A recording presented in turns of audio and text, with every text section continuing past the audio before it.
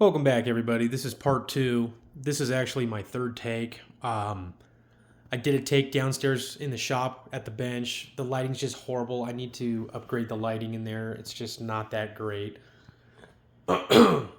Forgive me, I'm also still kind of under the weather. So if I sound out of breath, I'm just kind of nasally. I did another take two and it just kind of rambled on. I do not want to ramble on. So I'm going to try to make this quick.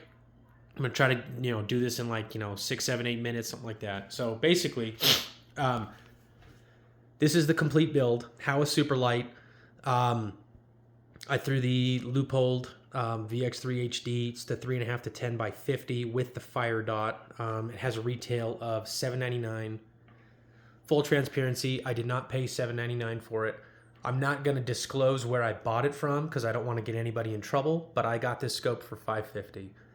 So I'm just going to go over the build real fast, and as well as the pricing. So again, Howa Superlite, 4 pounds, 7 ounces. Not verified. I could not find my scale, but I do have the final weight of the build, including the bipod. So I'll shoot that in a little bit. But yeah, so VX3 HD, 3.5 to 10 by 50 with the Alumina. These are bitchin'. These are the Leupold Alumina scope caps.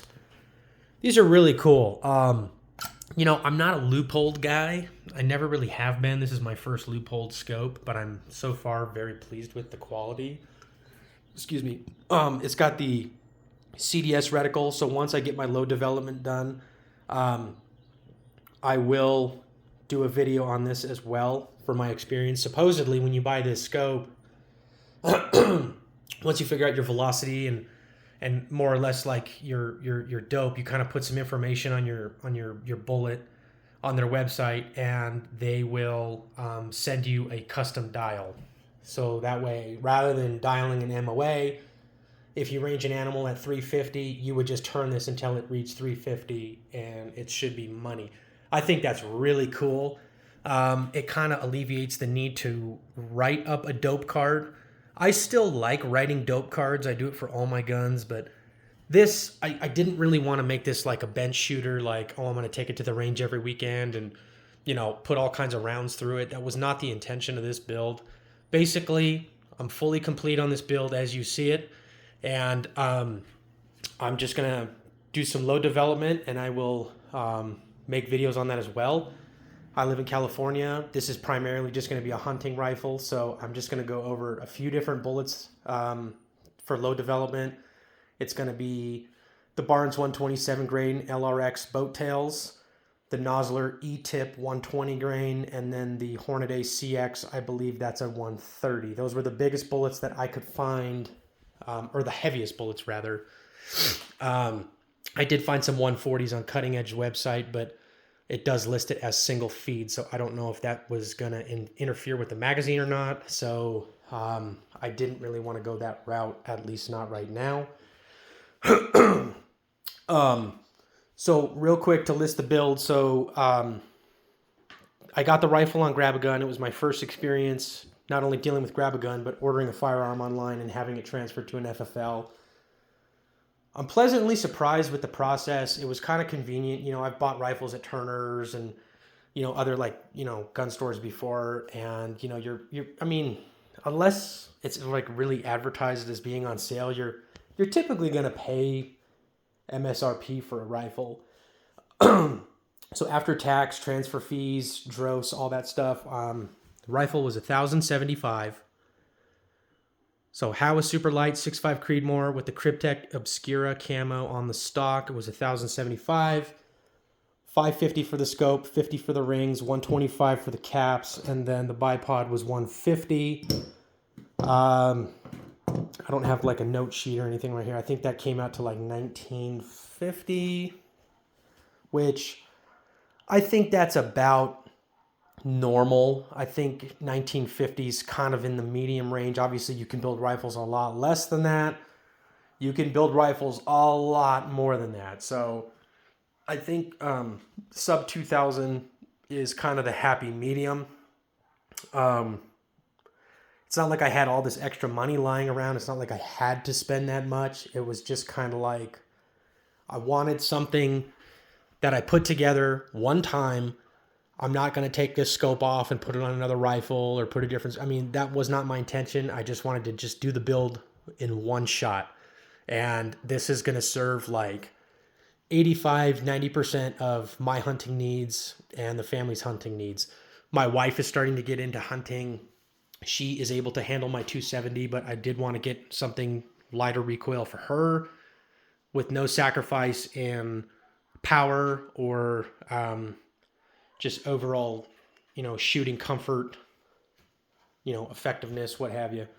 And this is also going to be great for my son when he's old enough to start shooting and, getting into hunting and things like that. So it's just going to be just a multi-purpose family rifle. It's an investment is what it is. I love the bipod, but it is just a little too short for me to go prone. So I'm going to have to figure that out because I didn't really consider that. So when I set up the scope, basically, as you see it, it's the perfect, the placement of it, it's the perfect fit for both standing, sitting, and prone for my eye relief. So that's the best way to set up a scope on a hunting rifle. You're going to want to, while you're adjusting it and fine-tuning, how far back or how far forward it's going to sit, you're going to want to do all three of those just to make sure you have the happy medium to check all three of those boxes. I did get the adapter from Spartan Precision, which, by the way, I want to touch on Spartan Precision for a minute. These guys make such badass gear. I ordered this thing directly from their website, SpartanPrecision.com, or I think that's what it is, SpartanPrecision.com. So this is the Javelin Lite, and I did order the Arca Swiss rail, as well as the pouch for it. This is the, I think they call it the Aspis from FHF. And I don't have an FHF bino harness. I do have a T&K, a Gen 1 T&K bino harness that I absolutely love. But shout out to Spartan Precision. I ordered this thing on Tuesday at like 8 in the morning. I got it on Wednesday at like noon. So that's like 28 hours. It shipped from Great Britain to California in 28 hours. I order things from LA and it'll take a week to get. I order something from Great Britain and what do you know? I get it in 28 hours. I couldn't believe it. So their customer service is top notch and their products are absolutely bitchin'. So I got the Arca Swiss adapter for it as well. I have it set up on my tripod. I've had a few tripods, and I know this is not a tripod video. This is a rifle build video, but I want to touch on this too. If you guys are looking for an awesome do-it-all tripod, check out Sarui. I know they've gained a lot of popularity over the years. They have no compromise in quality. They are 100% worth the money. With this tripod, and the panhead is from Field Optics Research, another underrated company. With their extension, this tripod's about 2.5 pounds, and it's just a pleasure to carry, and it's so versatile what you can do with it. But yeah, guys. Oh, final weight. So again, I couldn't find my scale. I had to use my bathroom scale to get the final weight, but I can't find my small scale. I was trying to get the weight of the rifle out of the box just to see if it did hit that 4 pounds, 7 ounces, and I couldn't find the scale, so I just built it anyways. But anyways, built out with the bipod. I'm at 6 pounds, 1 ounce. So you take away the 5, it's 4.8, but I mean, I'm just going to call it 5 ounces. Take away the 5 ounces, that puts you at, I think 5 3/4 pounds is what it would come out to. Yeah, 5 3/4 pounds, 5 pounds, 12 ounces, 5 3/4 pounds for that build. And it's magnificent. So check back in. I'm going to do some load development here. Probably in the coming week, I'm going to do some load development. So we're going to go over those barns, those nozzlers, and those Hornady bullets. I'm going to do either in the same video or separate video. I'm going to do just kind of removing the bolt and just kind of getting a modified case in there, so that way you can measure for your overall cartridge length, and compare that to your magazine spacing, and kind of do a little bit of video series on that, do some load development, and then I will take it to the range. So like, comment, subscribe. Let me know if you guys have had any issues with your Howa Superlite. Oh, one thing I wanted to point out. If you saw my part 1 video, it was so dimly lit in there down in the shop when I filmed the video yesterday. I'm going to upgrade some lighting in there, so that way future videos are a lot better. But I was really bitching, and I didn't want it to be a negative review, but I was bitching heavily about the packaging. Look at that, guys. The paint's already scuffed. You go on Stocky's website. I don't remember the full retail price for a stock like this on Stocky's website. I think they're about in the, I want to say they're in like the $500 to $700 range for these. I mean, these are carbon fiber stocks, but the problem is that the paint, it looks high quality. The paint really does. And I am a KRYPTEK fanboy. I love KRYPTEK.